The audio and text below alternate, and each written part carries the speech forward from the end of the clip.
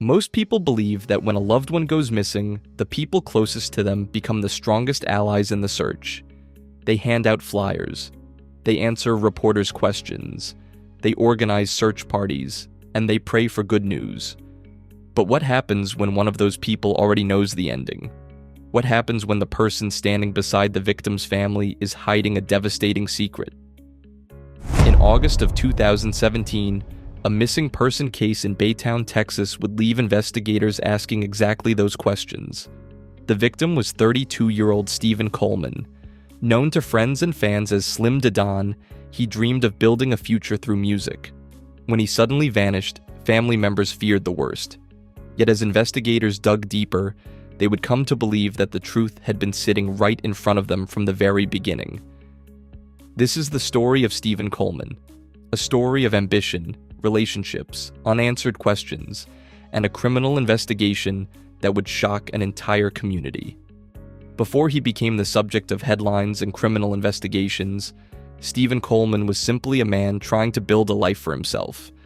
To family and friends, he was much more than a future victim.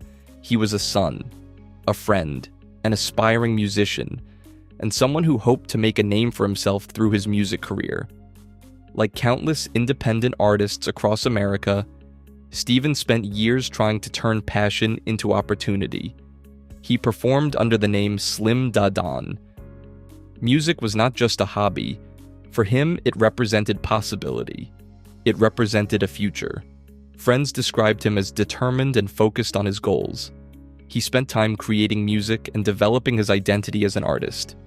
Although success in the music industry is never guaranteed, Stephen remained committed to pursuing his dream. People who knew him believed he had plans for the future, plans that would never be fulfilled. At the time, nobody knew that August 2017 would become the final chapter of his life. Baytown sits just outside Houston, Texas. Like many growing communities, it is a place where neighbors know one another and local news travels quickly. When something unusual happens, people notice. And when someone disappears, entire communities often become involved. By the summer of 2017, Stephen was living his life much like anyone else. He maintained relationships with family and friends. He pursued his interests, and he continued working toward his goals. Nothing publicly suggested that he was about to become the center of one of Baytown's most talked-about criminal investigations, because behind the scenes, circumstances were developing that investigators would later examine very closely. At the center of those circumstances was Stephen's relationship with his girlfriend, Ciara Sutton. Every true crime story has a moment where investigators begin looking at the people closest to the victim. The reason is simple. Those closest to a person's daily life often possess the most information. Stephen and Ciara shared a relationship that placed them in close proximity to one another. Like many couples, they experienced the normal ups and downs that exist in relationships. However, investigators would later spend significant time examining the final days of that relationship. At the time, no one outside the relationship knew exactly what was happening behind closed doors. Friends may have seen one version, family members may have seen another, but investigators would eventually attempt to reconstruct those final days piece by piece. What they discovered would become central to the entire case. August 2017. For Stephen's family, it began like any other period in their lives. There was no warning, no announcement, no indication that they were about to face a nightmare.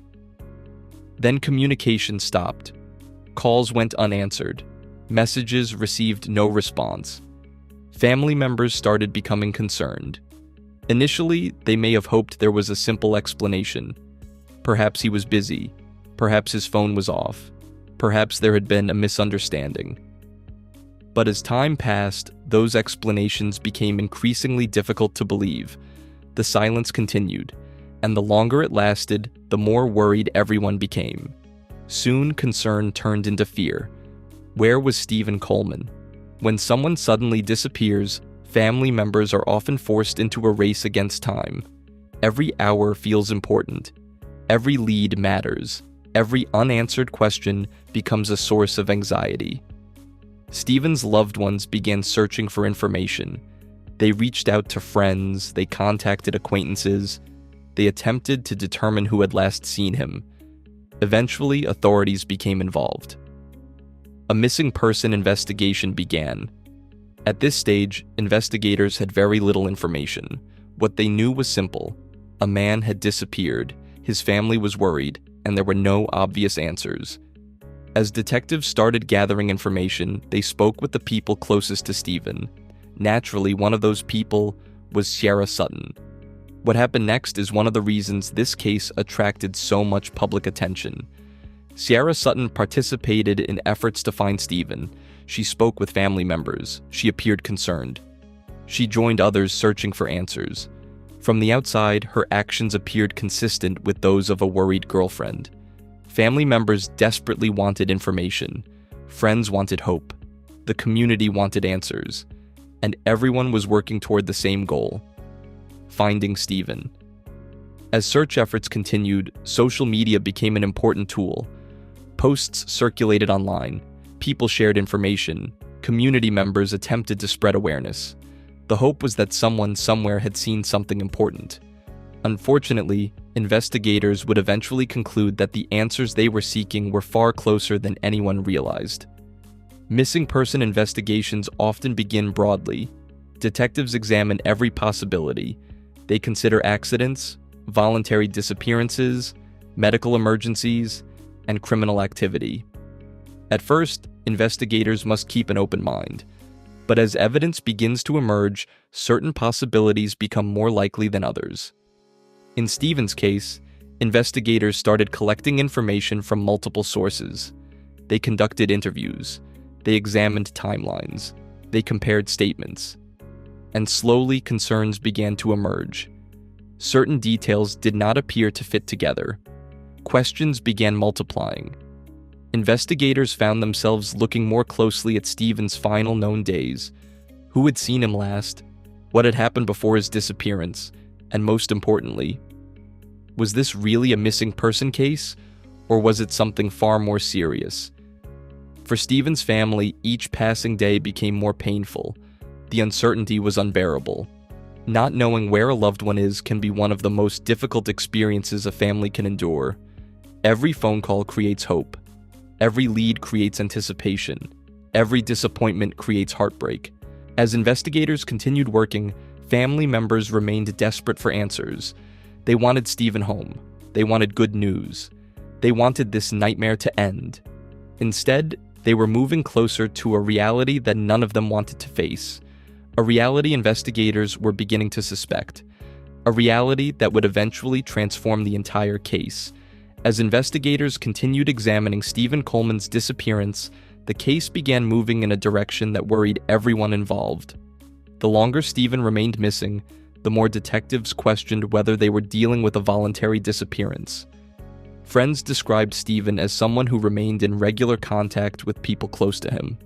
Family members insisted that disappearing without explanation was completely out of character. Every passing day added urgency to the investigation. Detectives reviewed timelines again and again. They attempted to account for Stephen's final known movements. Who had spoken with him? Who had seen him? And who might know something they were not saying? At first, answers were difficult to find, but eventually, information began reaching investigators from people connected to the case. Those tips would prove critical. One of the most important developments in many criminal investigations occurs when witnesses begin sharing information. In Stephen's case, investigators reportedly received statements that caused them to look much more closely at the circumstances surrounding his disappearance. According to court records and news reports, individuals told investigators information that raised serious concerns.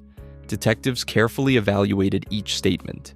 As they compared witness accounts with the timeline they were building, they began noticing patterns. Those patterns pointed them toward a troubling possibility. The possibility that Stephen's disappearance had not been accidental. The possibility that it had been deliberate. And if that was true, someone likely knew exactly what had happened.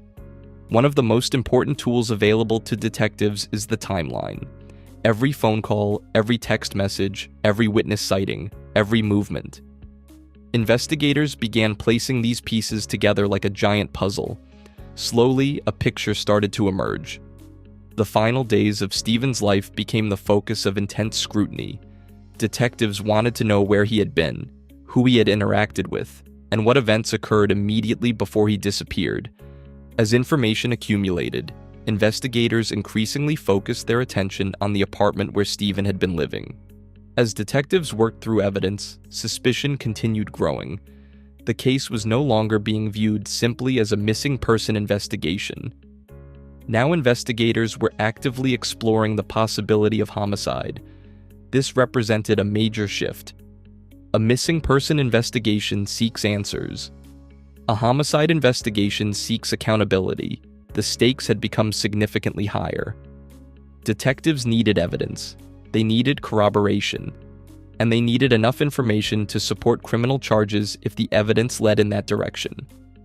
As they continued their work, investigators reportedly discovered additional information that strengthened their concerns.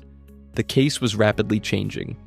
News of Stephen's disappearance spread throughout Baytown and surrounding communities. Social media discussions intensified. People wanted updates. People wanted answers. Many followed every development closely. At first, the public viewed the situation as a search for a missing man, but rumors and speculation quickly began circulating. Some believed Stephen would eventually be found alive. Others feared something terrible had happened. Meanwhile, investigators remained focused on facts. Their job was not to speculate. Their job was to determine what evidence actually showed. As the investigation expanded, they moved closer to conclusions that would shock the community. Every major criminal investigation has a turning point, a moment when scattered clues suddenly begin forming a coherent picture. For investigators working Stephen's case, that moment eventually arrived. Through witness interviews, evidence collection, and extensive investigative work, detectives developed a theory regarding what they believed had happened. According to investigators, Stephen had not simply vanished.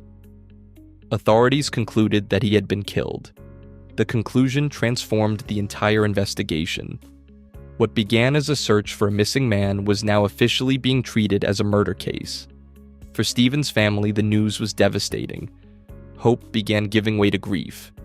Questions that once focused on finding Stephen now shifted toward seeking justice. As investigators continued building their case, attention increasingly focused on Ciara Sutton. The woman who had appeared to be helping search for Stephen was now at the center of the investigation. This development stunned many people. To outside observers, it seemed difficult to understand. How could someone involved in search efforts become a primary suspect? Yet investigators believed the evidence pointed in that direction.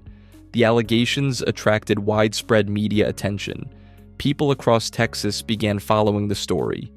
The case contained elements that many found difficult to comprehend. A missing boyfriend, a concerned girlfriend, a homicide investigation, and allegations that the person closest to the victim knew more than she had initially revealed. Eventually, investigators believed they had gathered enough evidence to move forward. Authorities arrested Ciara Sutton and charged her in connection with Stephen Coleman's death. The arrest marked one of the most significant moments in the case. For investigators, it represented the culmination of countless hours of work. For Stephen's family, it represented the possibility of justice. And for the public, it confirmed that the disappearance had become something far more serious than anyone initially imagined. Media coverage intensified immediately. News outlets across Texas reported on the arrest. People who had followed the missing person investigation now found themselves following a murder case. The allegations generated strong reactions throughout Baytown. Many people were shocked.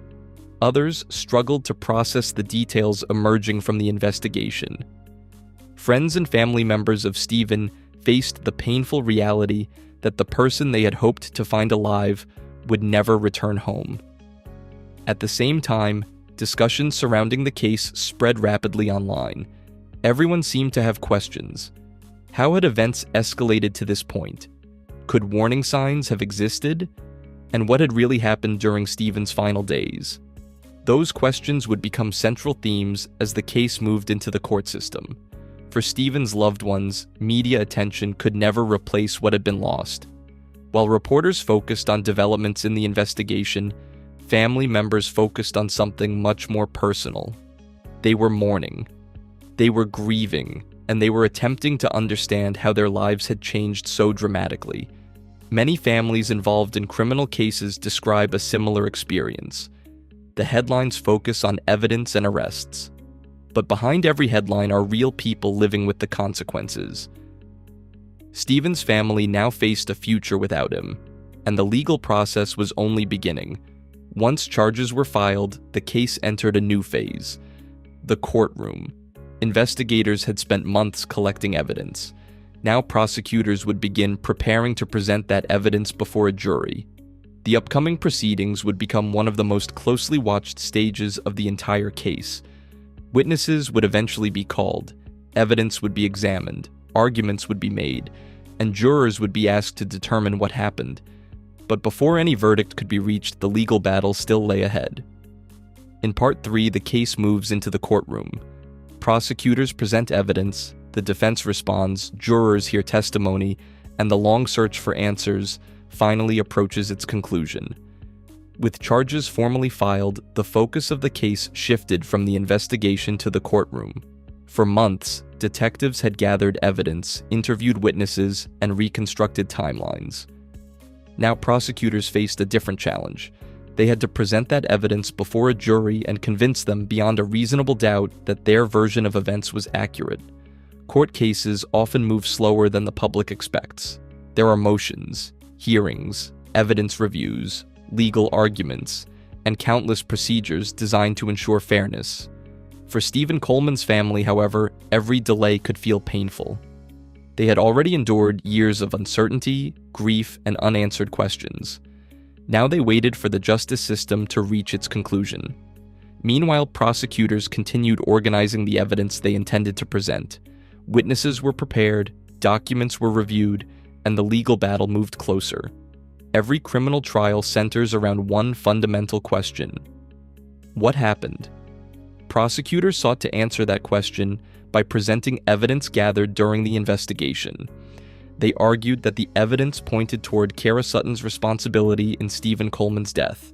For the defense, it marked the outcome of a lengthy legal battle, and for Stephen's family, it represented a moment they had been waiting for since his disappearance. While no verdict can undo a tragedy, many families describe the conclusion of a trial as an important step toward obtaining answers and accountability. The legal process had reached its conclusion, but the emotional impact would continue. One aspect of true crime stories that often receives less attention is what happens after the trial ends. News coverage eventually fades. Courtrooms empty. The public moves on. Families do not. For Stephen's loved ones, life would never be exactly the same. The absence remains. Birthdays arrive, holidays come and go, milestones occur, and throughout it all, there is a reminder that someone important is missing. The effects of violent crime often extend far beyond the moment of the offense itself. Families carry those effects for years, sometimes for decades. That reality is one of the reasons many relatives continue speaking publicly about their loved ones long after a case concludes. They want people to remember the person behind the headlines. As true crime stories gain attention, there is always a risk that the victim becomes overshadowed by the crime. Yet Stephen Coleman was more than a case file. He was more than a news story. He was a person. He had ambitions. He had relationships. He had dreams for the future. Friends and family members remembered those qualities long after media coverage diminished. To them, Stephen was not defined by the circumstances of his death. He was defined by the life he lived. That distinction matters. Because at the center of every criminal investigation is a human being whose story deserves to be remembered.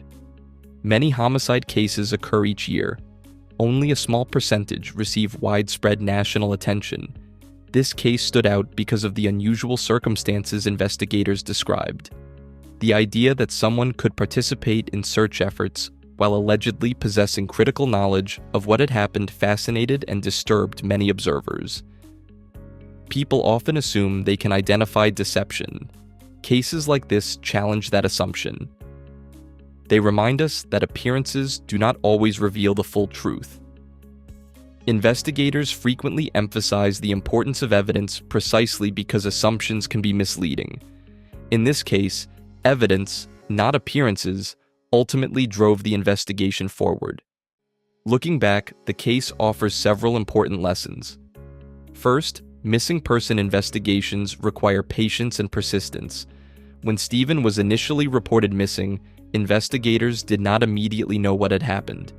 They had to gather information step by step. Second, witness cooperation can be crucial.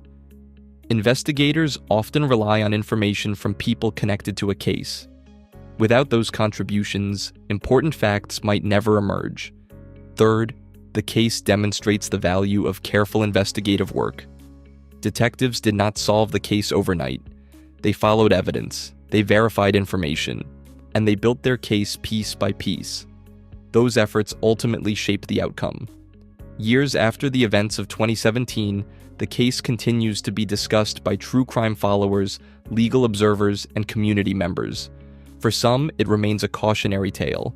For others, it represents an example of investigative persistence. For Stephen's family, however, it remains deeply personal. No amount of media attention can replace a loved one. No court proceeding can restore lost time. And no verdict can fully erase grief. Yet many families find comfort in knowing that their loved one's story continues to be remembered. The disappearance of Stephen "Slim Da Don" Coleman began as a mystery. Family members searched for answers. Friends hoped for good news. The community followed developments with concern. But investigators say the truth was far darker than anyone initially imagined. What began as a missing person investigation evolved into a homicide case. The investigation led detectives through witness statements, evidence collection, and years of legal proceedings. Eventually, the justice system reached its conclusion. Yet behind every headline and courtroom proceeding was a simple reality. A man lost his life. A family lost someone they loved. And a community was left asking how such a tragedy could occur. As with many true crime stories, the most important lesson is not found in the headlines. It is found in remembering the people affected by the events.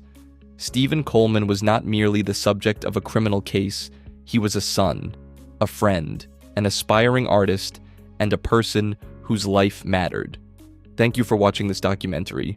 If you found this case informative, consider subscribing for more in-depth true crime stories, investigations, and courtroom breakdowns. Leave a comment below sharing your thoughts on this case, and let us know which story you would like us to cover next.